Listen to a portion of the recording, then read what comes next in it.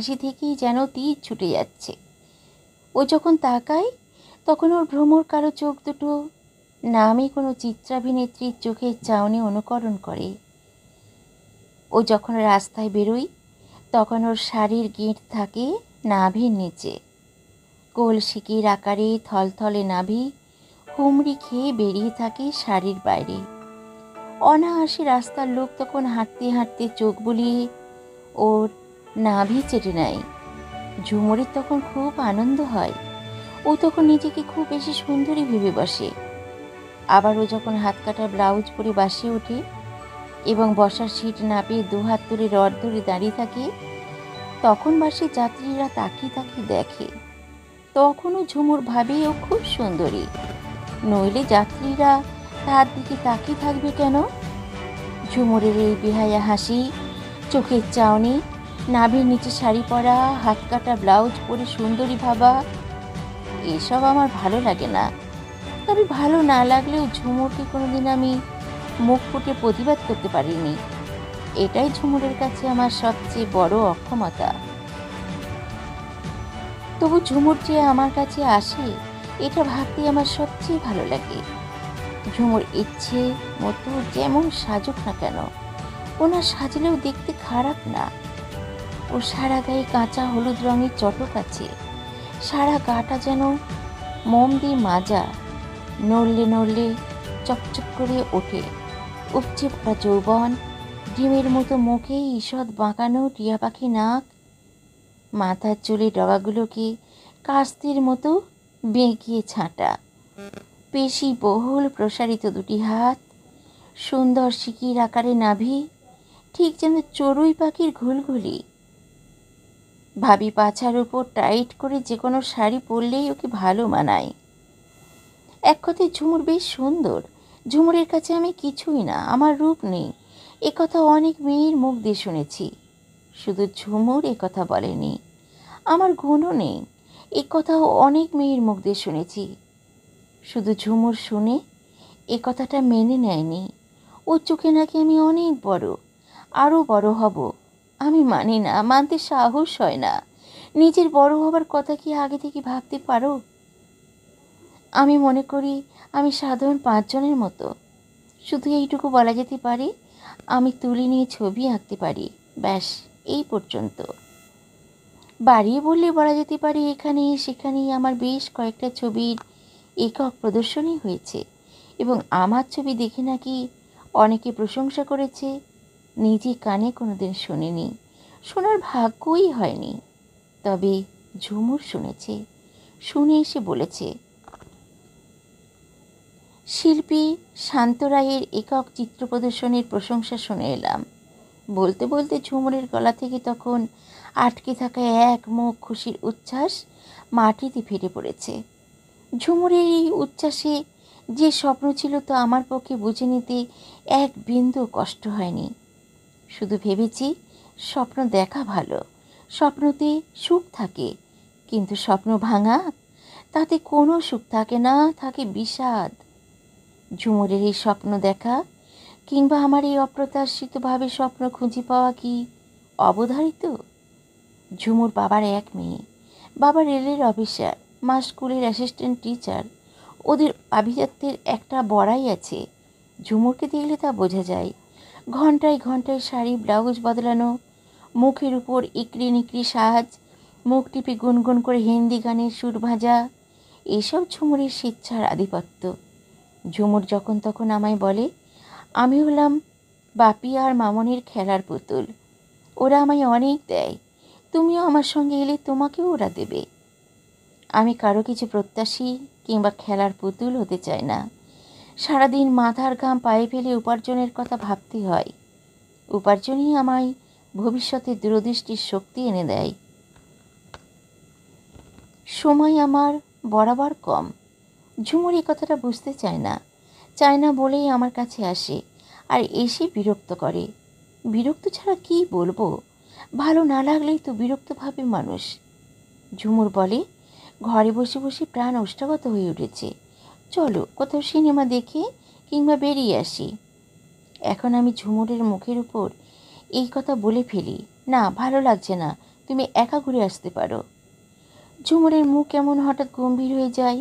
ওর গম্ভীর মুখের দিকে তাকিয়ে আমার তখন মনে পড়ে যায় ঝুমুরকে নিয়ে প্রথম যেদিন রাস্তায় বেরিয়েছিলাম সেই দৃশ্যটার কথা।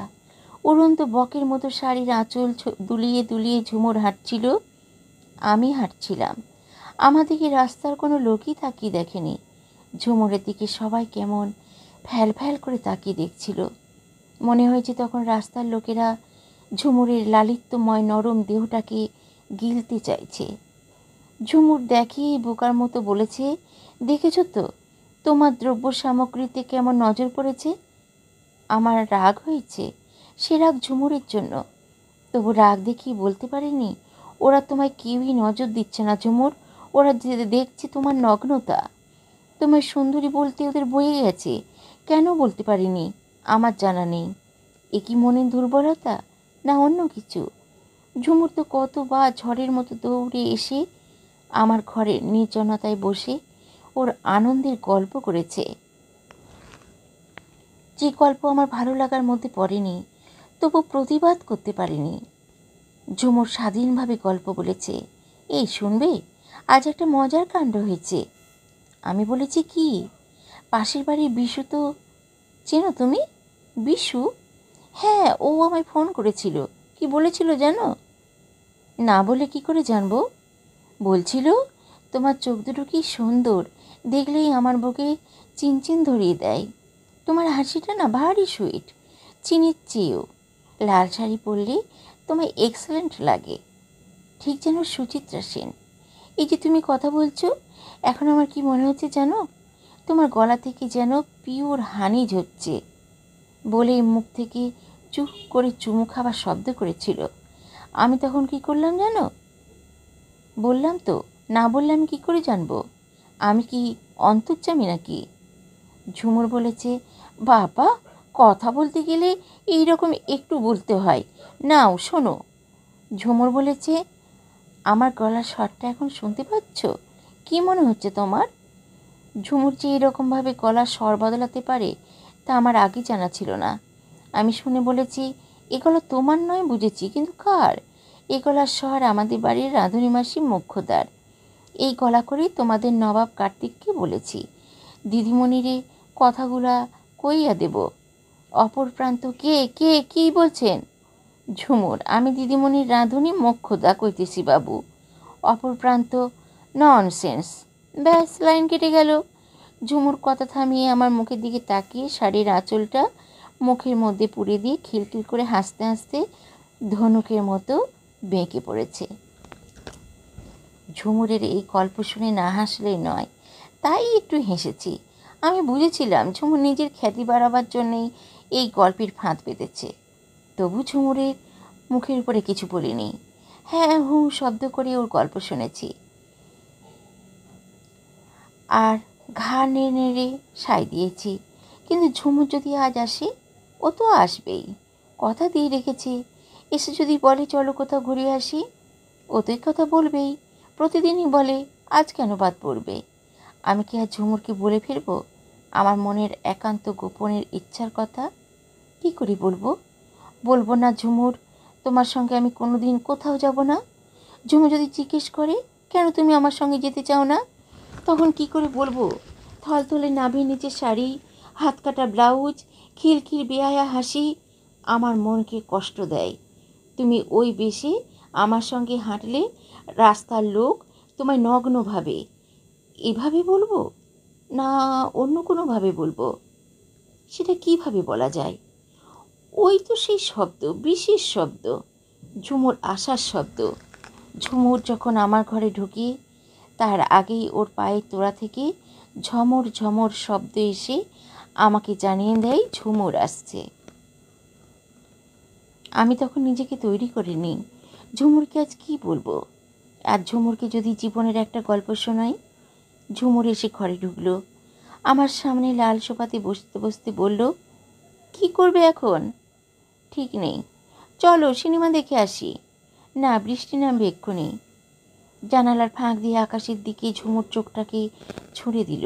রাশি রাশি কালো মেঘের ইতস্তত আনাগোনা, ঠান্ডা বাতাস বাইরে থেকে যুদ্ধ করে ফিরছে। চোখ ফিরিয়ে ঝুমুর বলল, তাহলে বোবা হয়ে থাকবে কেন? গল্প বলো। কি গল্প বলবো? আমার কিচ্ছু মনে পড়ছে না।